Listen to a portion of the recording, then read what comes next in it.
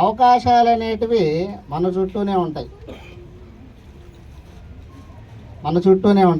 కానీ మనం ఏమనుకుంటాము, వేరే దగ్గరికి పోతాం, వేరే దగ్గరికి వెళ్తాం. అక్కడ బాగుంటుందేమో, అక్కడ చాలా బాగుంటుందేమో. పెద్దవాళ్ళు చెప్తారు, దూరపు కొండలు అనేటివి నునుపుగా ఉంటాయి ఎప్పుడైనా కూడా అని.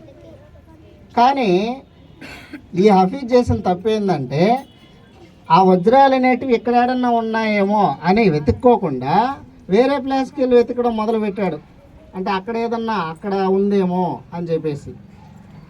సో అలాగే ఈ చదువు అనేది కూడా చూడండి, మామూలుగా అవకాశం ఏది, అడ్డంకి ఏది అనేది మనం బాగా గమనించాలి.